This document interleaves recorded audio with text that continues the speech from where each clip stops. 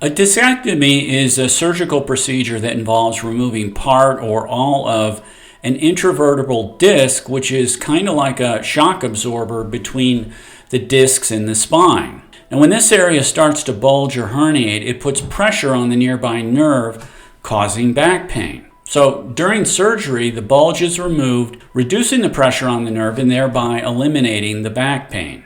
At least that's what's supposed to happen. However, successful outcomes seem to be very rare. Now, I had 3 spine surgeons all quote me the same success rate of 80%. They all said 80% of patients see improvement, which I guess is not bad, but they didn't know how much improvement and they didn't know how long the improvement lasted. I was skeptical, so I looked into it. The only statistic I could find was a survey that showed 80% of discectomy patients had returned to work within 12 weeks. However, there was no information about how they actually felt. Now, I would imagine most people have to go back to work whether they feel like it or not. Probably about 80% of them. And so I'm not sure that signals a successful outcome. And I wouldn't even be questioning the success rate, except everyone I know had problems with the procedure. No one was pain-free, many needed additional surgeries, and the overall feedback was not good. That's why I didn't get the surgery. And in a way, a discectomy is a fairly straightforward procedure. I mean, maybe a little tricky, but not that complicated. The surgeon removes the herniation, and that should release the pressure on the nerve, and hence the back pain should be gone. But it rarely seems to work out that way. And it's not because your local surgeon is incompetent. I mean, look at Tiger Woods.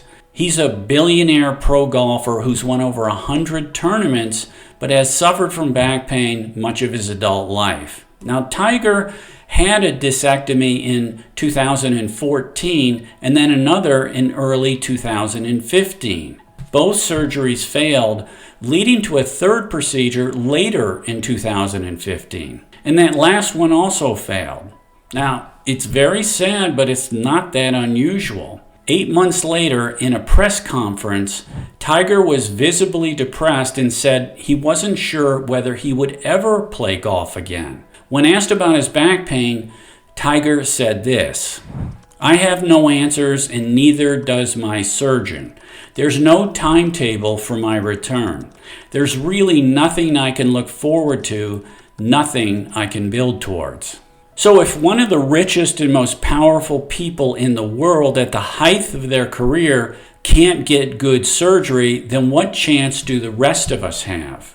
I would suggest none. That's why I had to pass even though I was in terrible pain. However, the good news is, with a bit of research, I was able to figure out what was causing my back pain and how to cure it myself. And I did it with one simple question to Google: does stress cause back pain? Here's the response I got. Yes, stress can directly cause back pain by leading to muscle tension in the back due to the body's stress response. Now that answer sounded like exactly what was going on with me. But what about the herniated disc that I saw and maybe you saw on our MRIs? What about that? Well, with further research, I discovered that almost everyone over the age of 35 has disc abnormalities. And I mean everyone with back pain and without back pain. In other words, bulging and herniated discs are basically normal and do not cause pain. Apparently, they never have and never will. But John, then why are they doing all these surgeries? Well, that's a good question. The average income for a spine surgeon in 2023 in the U.S. was $844,000. Now you do the math. If everyone knew that stress causes almost all back pain, the spine surgeons would make no money. And that's why even Tiger Woods couldn't get a straight answer. And it's also important to note that if the medical diagnosis is wrong, then all the treatments that follow are also wrong and will not work. And that's exactly what we see happening here, right? The entire medical community is focused like a laser beam on the spine when the real origin of the pain is emotions, and the real location of the pain is the soft tissue in the lower back that has just become tight and inflamed. Once I found the truth, I cured myself very quickly, and the pain has never come back, and I know it never will.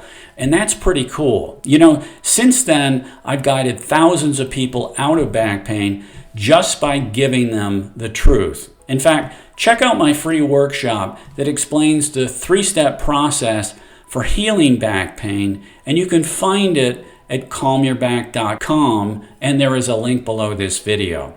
And before you go, please hit that like button and the subscribe button because it really helps us get the truth out. And thanks for watching.